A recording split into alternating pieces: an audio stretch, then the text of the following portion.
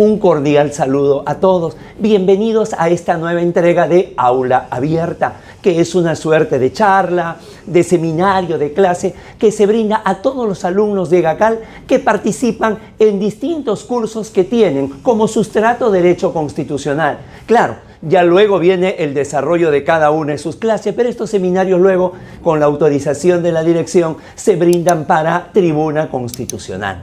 El tema que vamos a tocar el día de hoy es el tema de la metamorfosis de la Constitución. La Constitución es un proyecto de vida.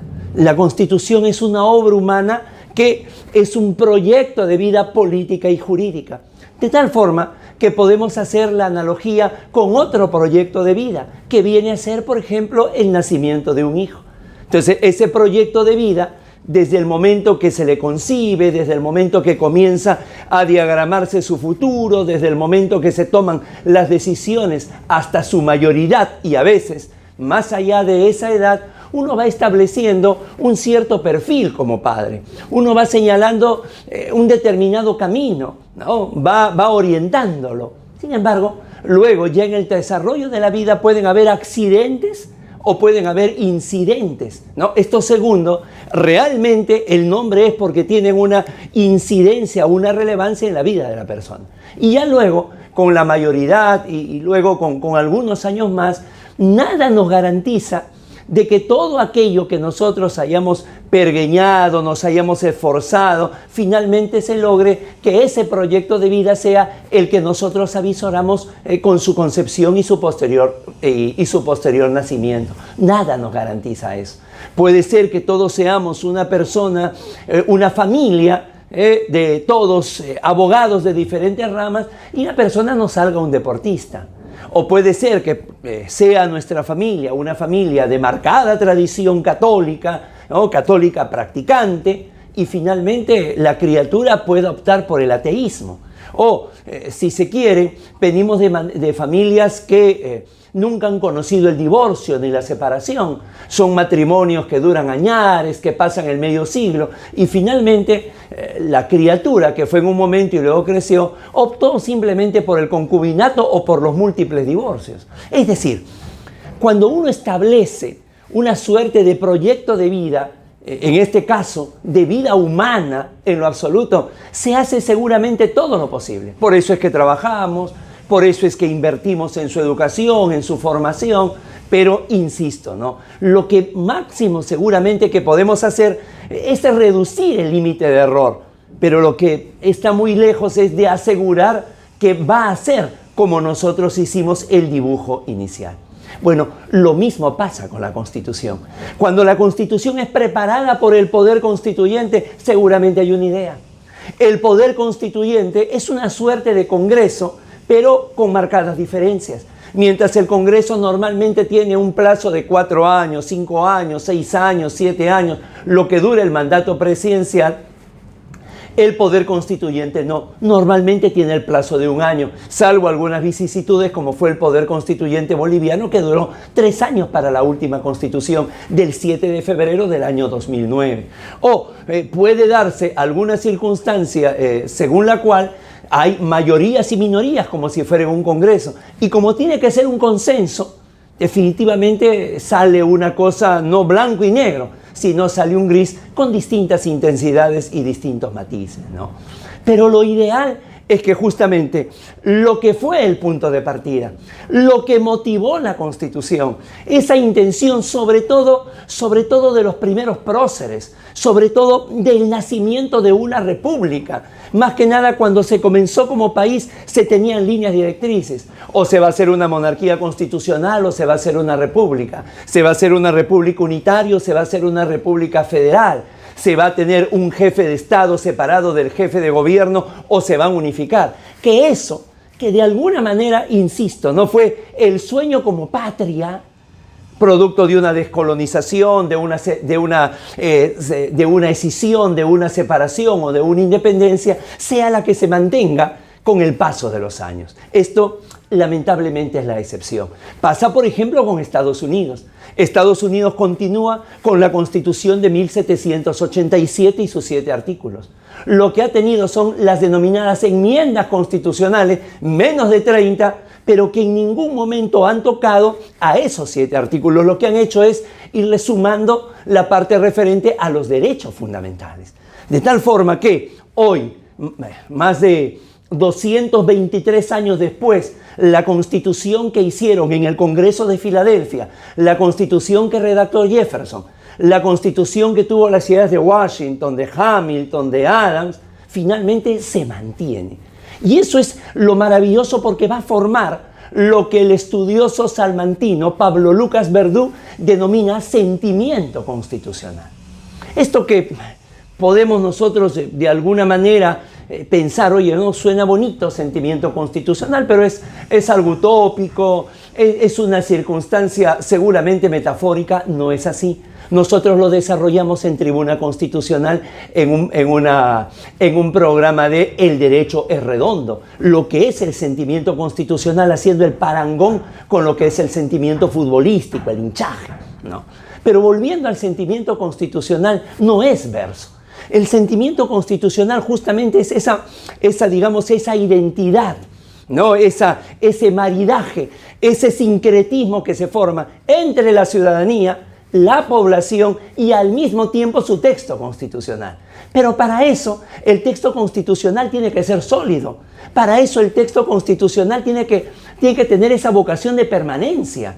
Para eso el texto constitucional tiene que atravesar varias generaciones. Porque si ocurre lo que se ha dado en la historia peruana, como decía Manuel Vicente Villarán, el gran constitucionalista de mediados del siglo pasado, el Perú ha vivido haciendo y deshaciendo constituciones. Entonces, evidentemente no va a haber un sentimiento constitucional. Máxime si el tránsito de una constitución a otra es generalmente un tránsito, si se quiere, diametralmente opuesto. Pasamos con gran rapidez de un clima tórrido a un clima frígido. Pasamos de gran rapidez del liberalismo a conservador. Pasamos con gran rapidez de un gobierno con una economía libre de mercado a un gobierno con una economía controlada. Entonces, evidentemente, ese sentimiento constitucional, que no es otra cosa sino la identificación que tiene la ciudadanía para con su constitución, no necesita leerla, no necesita memorizarla, digamos, no es indispensable. Si la lee, mucho mejor, pero la siente, ¿no? Va sufriendo, si quieren ustedes, un proceso de ósmosis con el tiempo. Esto le escuché a mi padre, esto le escuché a mis abuelos y por lo tanto yo le transmito a mis hijos. Pero si se da el caso de que somos abogados, pues mucho mejor, ¿no? El llamado sentimiento constitucional. Y si tenemos entonces una constitución estable, tenemos una constitución con permanencia en el tiempo, que esa constitución se va adentrando a la ciudadanía de generación en generación, la consecuencia es lógica, va a haber una estabilidad política y económica. Porque justamente las constituciones vienen muchas veces por arrebatos políticos, viene justamente por golpes de Estado o porque ha cesado ya el gobierno de facto y viene nuevamente un gobierno constitucional. Entonces hay una estabilidad política, y si hay estabilidad política, con seguridad va a haber estabilidad económica. Y cuando hay estas dos, hay entonces el acercamiento a lo que muchos determinan que es la labor del Estado, dar el bienestar al ciudadano, el bienestar, el estar bien y el darle seguridad.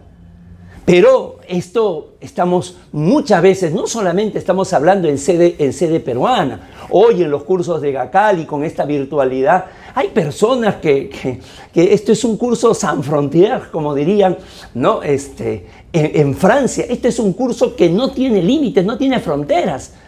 Y entonces vamos a encontrar que muchas veces se da esta situación, es decir, una situación de inestabilidad, una situación donde la Constitución se cambia permanentemente y si no se cambia, se reforma. Y en esa reforma es un cambio disimulado.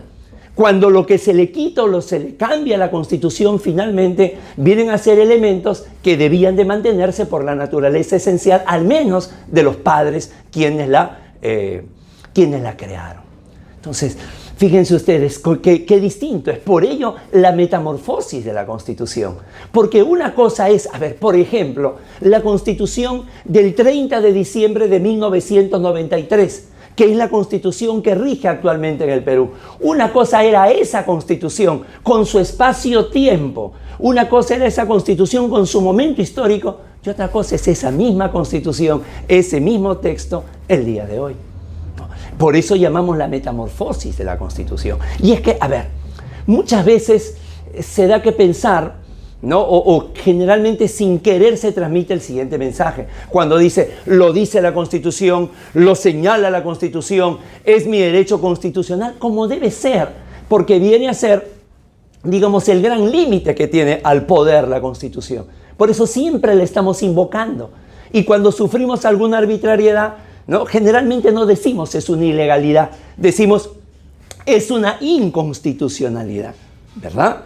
Pero más allá de eso, dejara, insisto, la sensación de que la Constitución es perfecta, de que justamente porque la invocamos, ¿no? es el documento libre de cualquier hierro, libre de cualquier extravío, libre de cualquier desorientación, y no es así. En el programa 99 de Tribuna Constitucional, lo recomendamos, lo titulamos Las trampas de la Constitución. Porque claro, esto no tiene nada que ver con el texto constitucional en sí, sino con quienes la hacen. Y que los que la hacen normalmente con un idealismo, la hacen con un interés, lo hacen para responder, digamos, a lo que han venido desarrollando, es decir, se van colocando en la vereda del frente. E identificamos en ese momento muchas trampas de la Constitución. El primero de ellos, por ejemplo, era el poder constituyente irregular. No por el hecho de que el poder constituyente dé origen a la población, a la Constitución, estamos hablando de que el poder constituyente es perfecto. Ese poder constituyente puede surgir, digamos, con mucho revanchismo por lo que ha pasado anteriormente, ¿no? Miren ustedes la Constitución de 1933, la Constitución de Sánchez Cerro, ¿no? Se dice que las normas deben hacerse sin nombre propio, debe ser una generalidad. Y esto no era una norma cualquiera, era la Constitución. Es una Constitución antileguía. Es una Constitución, señores, que prohíbe, so pena de declarar traición a la patria, la reelección presidencial. Claro, veníamos de un oncenio. Es una Constitución que, como ya sentía la amenaza por un lado de Haya de la Torre con el APRA y de José Carlos Mariátegui con la izquierda, prohíbe que participen en las elecciones países con algún alcance internacional. Entonces, el poder constituyente no siempre es el mejor. Es más, el primer poder constituyente, el que hizo la primera constitución, la Constitución de 1823, ese poder constituyente presidido por Francisco Javier de Luna Pizarro y formado por José Faustino Sánchez Carrión, formado por Hipólito Unanue, formado por todos esos sabios, esos próceres, no estaban exentos justamente de llevar a la Constitución, digamos, algún interés. Algunos de ellos habían salido del bando español, ¿no? O los militares, esos militarismos que va a tener el Perú. Se va a tener el mismo razonamiento que se tuvo en la conquista. Nosotros conquistamos, por lo tanto, las tierras de nosotros, que terminó con las guerras civiles entre los conquistadores. Y no quedó un solo conquistador vivo. Ninguno de los que asaltó Cajamarca quedó vivo y gobernando, sino que prácticamente le dejaron a los que ya mandaba España con el título de virrey. Lo mismo pasaba con los militares. Se arrogaban el haber logrado la independencia del país y por lo tanto el derecho a gobernar.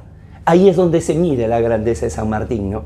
San Martín, cuando fracasa en la conferencia de Guayaquil, cuando no le ayuda a San Martín su forma de ser, es avasallado inmediatamente por Bolívar. Se iba a discutir a quién pertenecía Guayaquil, al Perú o a la Gran Colombia, pero como llegó primero Bolívar, lo recibe y le dice: bienvenido a la Gran Colombia. Listo, ya no hay nada que discutir, ¿no? Entonces, en ese sentido, y luego San Martín al año siguiente está partiendo, está saliendo, jamás aceptó el título de presidente, ni menos el título de dictador como sí lo hizo Bolívar, simplemente como protector, simplemente como tutor, simplemente como curador del país.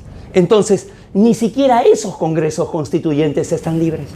Ahora, alguien me dirá, ¿y cómo sí el de Estados Unidos? El de Estados Unidos también, cuando se hacen las comparaciones, hay que tener también un cuidado.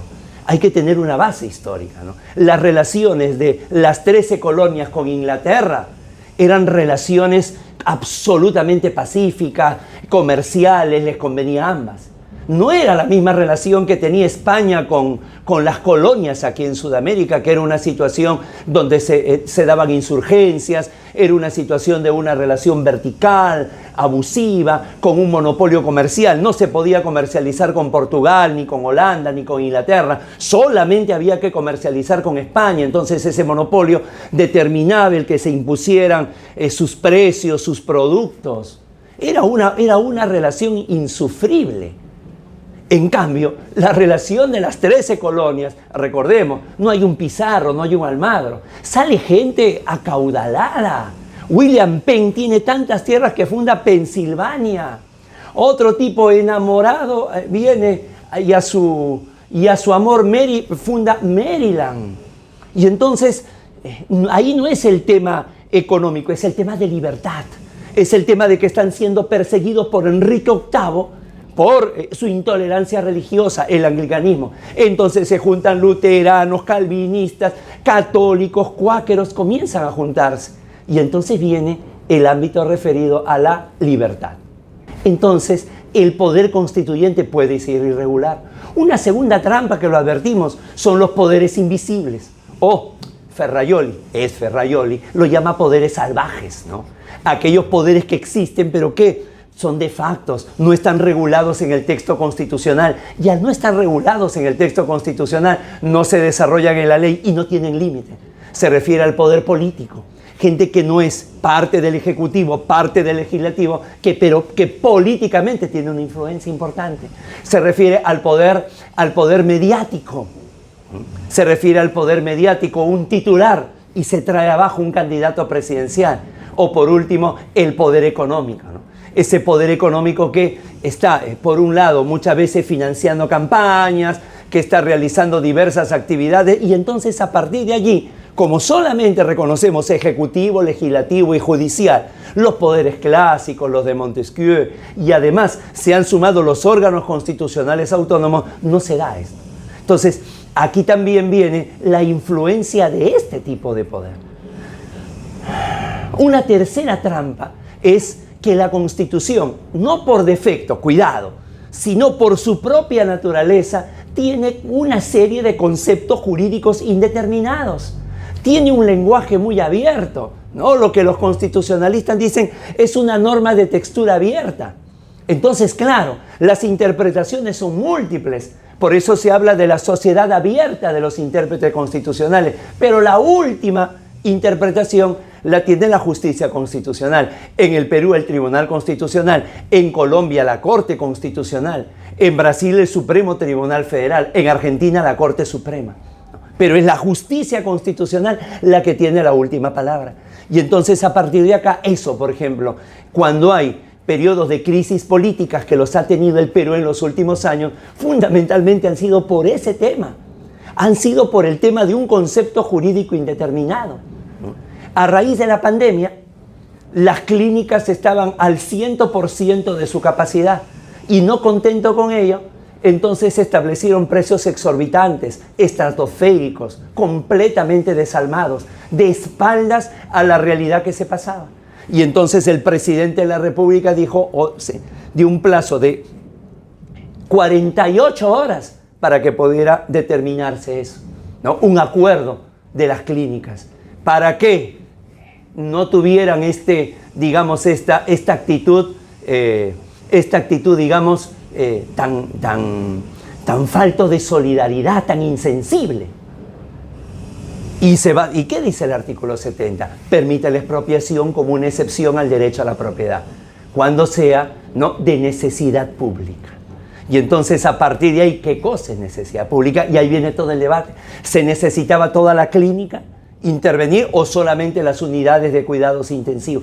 Y entonces ahí es donde viene una situación. Y lo último, lo que se vivió en el mes de septiembre, hace apenas unos días, la amenaza, la sombra, el parpadeo de una posibilidad de vacancia presidencial, ¿no? Y claro, basados en ¿dónde? Artículo 113 de la Constitución, inciso segundo.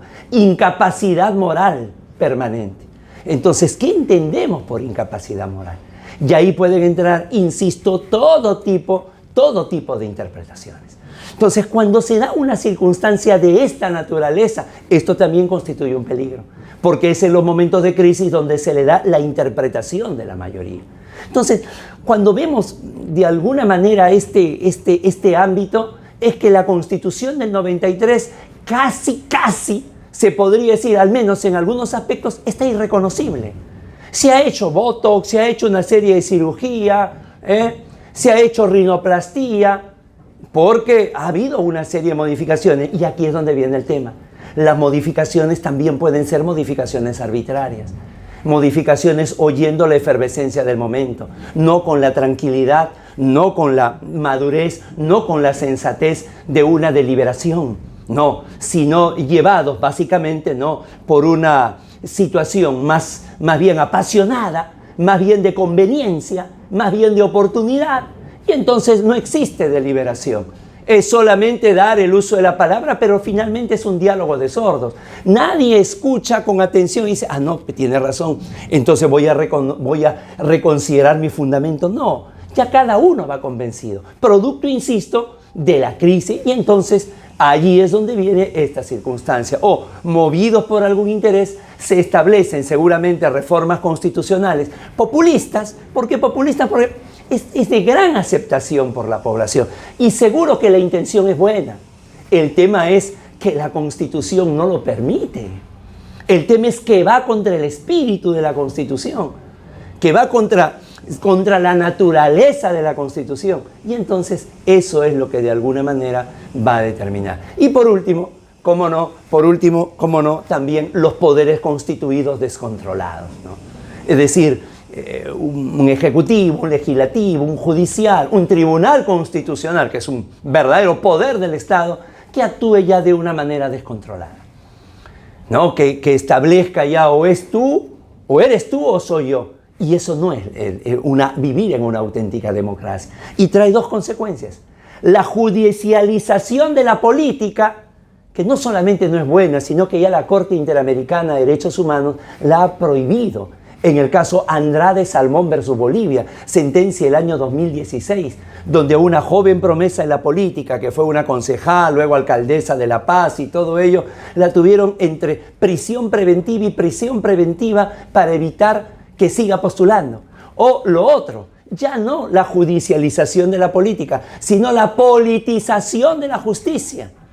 Y entonces para ello, sí, los vehículos son los medios de comunicación, donde al juez ya no es que de alguna manera lo censuren las partes, pidan su apartamiento, pidan que de alguna manera deje el cargo, no, sino es los medios de comunicación, ¿no? O lo que ha pasado en Argentina, ¿no? La remoción de 3 jueces cuando iban a ver justamente un caso ligado a la expresidenta de ese país. Entonces, estas circunstancias no las estamos calificando, no estamos diciendo que sea bien o que sea mal, no estaríamos cumpliendo con la finalidad de la docencia. Habría que estar allí, habría que escuchar, no en un soliloquio, no en un monólogo, no en algo unidireccional como es esto. Simplemente lo que queremos calificar es que estamos muy lejos de que de alguna forma ese proyecto de vida que fue nuestras constituciones, y podemos extender no solamente al Perú, sino a toda Latinoamérica, no se cumple. Y entonces una de las razones es que mientras los americanos tienen esa realidad totalmente distinta, solamente han contemplado la posibilidad de la enmienda, que es distinta de la reforma. Cuando hablamos de una enmienda constitucional, esto también lo hemos tratado en el programa referente a las mutaciones constitucionales en tribuna constitucional, la enmienda es el cambio que se hace a la Constitución, pero sin apartarse, ¿no? O sea, a mí me han dado, es como cuando se va a jugar al bowling y no nos ponen pues como profesional, sino nos ponen no como aficionados, que uno va al juego, entonces les ponen las vallas ahí para que al que se le va la bola chueco, pues no se vaya por el andarivel, sino vaya chocando. Ahí. No se puede salir. Esa es la enmienda.